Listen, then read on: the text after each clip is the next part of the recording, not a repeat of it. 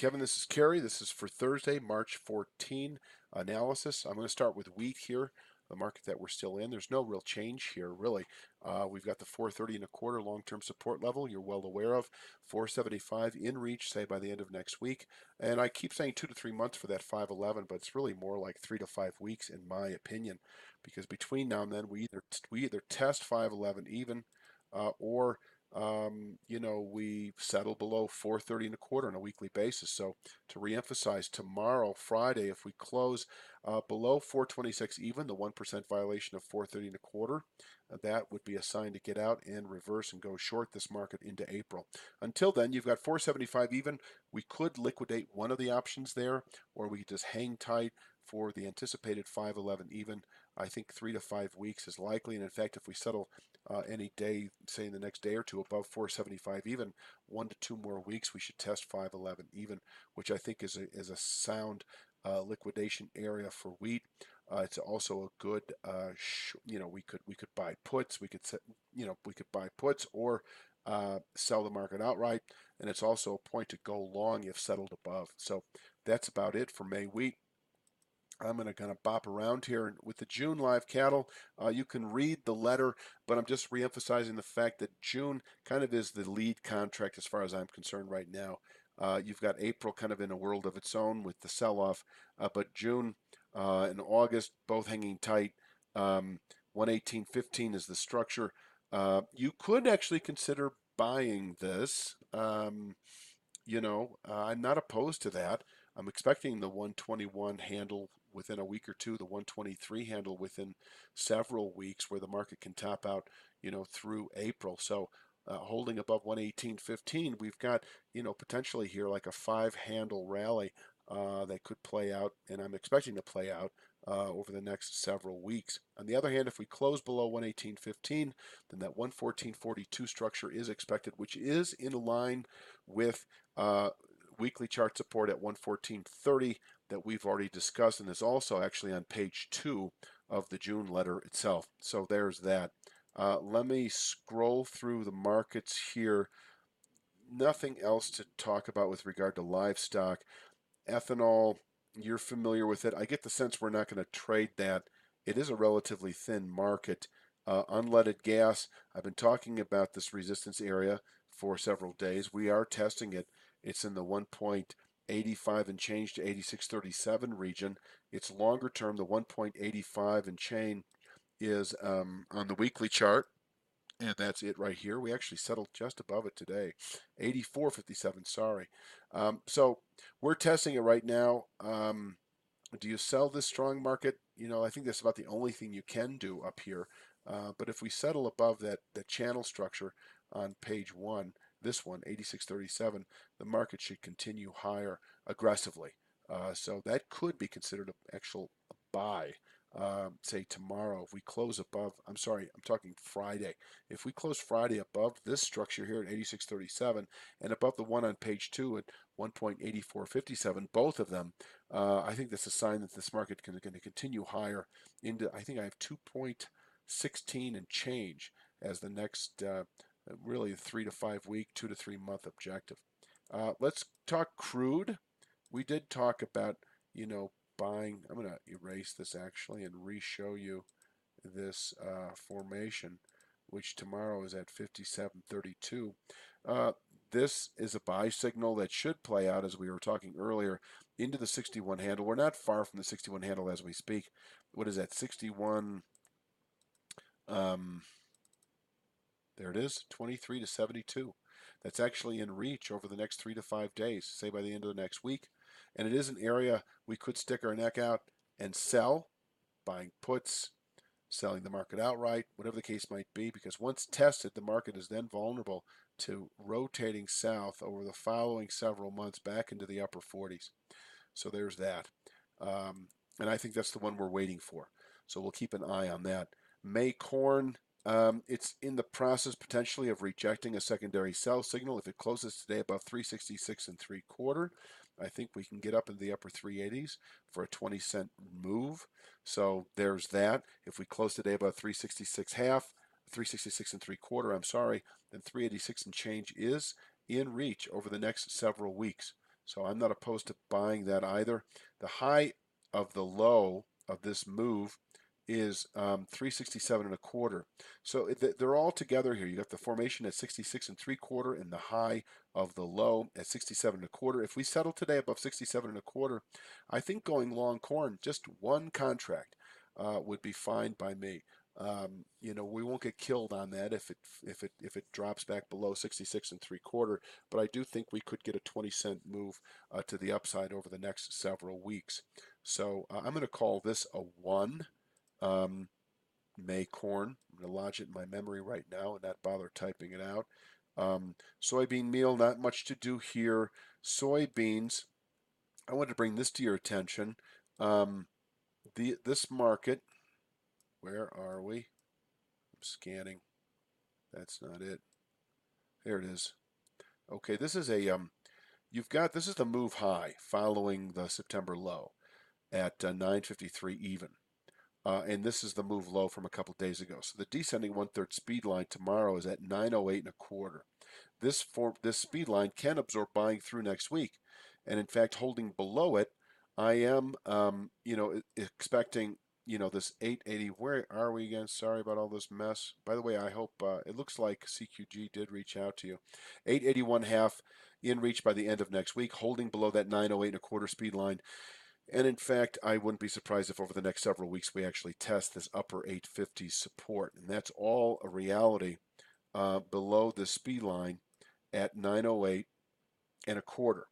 On the other hand, if we close above 908 and a quarter, I think we've got a nice rally on our hand. This market should then test this channel structure top, this long-term area at 941 even. You also have an intermediate channel top here in the lower 940s, 942 even. So low 940s expected with a settlement today above 908 and a quarter. That's a solid pivot point. So once again, if we settle above 908 and a quarter, I'm not opposed to going long one soybean contract, or if you see something else to finesse in the options, I'm certainly fine with that. Let's go on to, so I'm gonna call soybeans a 2. Corn is right at its 1. Soybeans could be a 1 tomorrow if we get up to 908 and a quarter, so maybe that is a 1. We've already covered wheat. The S&P, we've got, I probably should just pull up the newsletter itself. Let me go ahead to the weekly chart. We're getting close to this structure here, which is at 28.38.5 this week. We could actually test this here in the next day or two. In fact, I'm expecting to do so in the next day or two. This is a formation that can absorb buying well into the second quarter. I'm more inclined to buy the S&P than I ever really am to sell it. Anytime I've sold it, not anytime, but most times I've sold it has really tested my patience, and I've usually stopped out for a loss.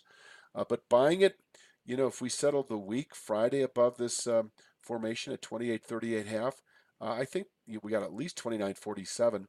Double top, I don't know, possible, but I'm really looking for 30.80s long-term channel structure up there that you can see on page 2 of the newsletter. So we'll keep this close in hand as well. I don't know if we want to act. Maybe we buy out of the money calls, perhaps. And let's get into the balance here. Euro currency, nothing going. Still right in the middle of this 12.12 to 15.05 range. Canadian dollar, let's see what it did today. Oh, look at that rally. So hop, skipped, and jumped right over that speed line and even closed just above this channel structure. So yes, I'm actually going to take that channel structure off in this one too, just for clarity's sake. I think this area is what we're looking for now. So if we want to sell this rally in the 75 handle, I'm definitely up for that. I'm going to call this a 2 because we're still several days at least away from it. But this is our resistance, and if settled above, we could reverse for several more weeks up into the 77 handle, because that would become the next target if we closed above these structures here. But right now, these structures are respectable in that they can contain weekly buying pressures, and once tested, the market then vulnerable to bearish rotation to what is then the channel base currently in the 73 handle. So we'll watch this one closely. Canadian, I guess, would be called a 2, but close to being a 1. Japanese yen, I suspect, is nothing doing. British pound rally today on the heels of the Brexit rejection. I don't know the fundamentals too much on this one, but as I've been saying, technically 28.31 is our base of support, and above which this market can continue to creep higher to this structure here, 38.5, over the next. This is a weekly chart, by the way, so I'm going to say the next several months. And only until we really settle below 28.31 do we play the short side of this market, or if we rally up to this point, do we play the short side of this market? Until then, it's at the bottom end of what could be a range that'll hold, into May trade. So there's that. Let's go on to gold, see what gold has done. Gold pushed through the speed line. So we tested this channel structure about a week ago, which tomorrow is at 85.2.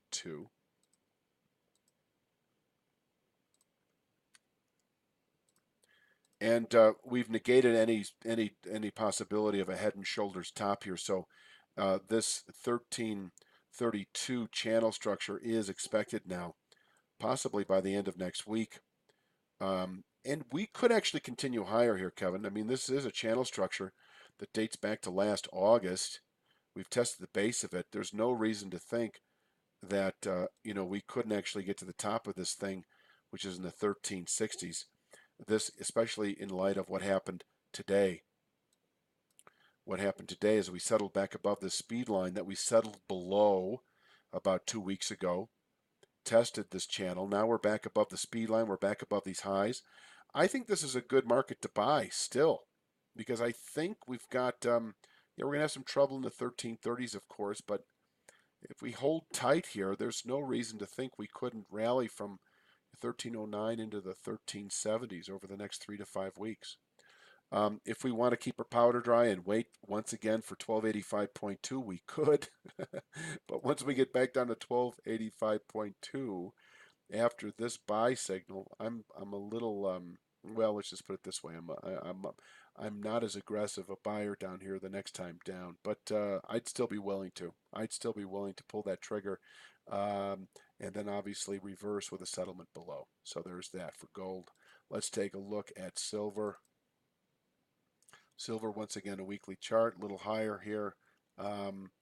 Still have this support structure, 14.901, above which this 16 handle is in reach over the next several months. If we close the week, that is tomorrow, above 15.624, we should get a little acceleration over the next few weeks, maybe into later April. On to copper. Copper. Yeah, it's right there still. This is a weekly chart, remember. So still good support here. Still expecting the market to continue higher. It's having trouble in these old areas. We haven't fully punched into this old consolidation region, but once we do, and you're well aware of that phenomenon. Once you get into an old range, you generally quickly ascend to the top of it, or can anyway. So, I think, if you want to, I don't know if you want to look at copper calls. If you're comfortable with any of that, we could consider that. I think this is a market, and I imagine the volatility is still pretty relatively low, so this is probably an option buying market right now. And so there's that, no difference there. Platinum, once again, I'm sure this is like, it rallied, but we're sort of in the middle of this range, not much to do, really anything to do with regard to platinum. 30-year bond, I know we're going to do the 10-year notes. I'll get to that over the weekend, do a fresh chart. We have these little mini channel structures here that can certainly contain weekly buying pressures. If we get above this one at the end of this week, which does not look likely at 147.20, and then this 149.14, this is our big picture, as I've been mentioning. This is the sell zone, and also the buy area if settled above.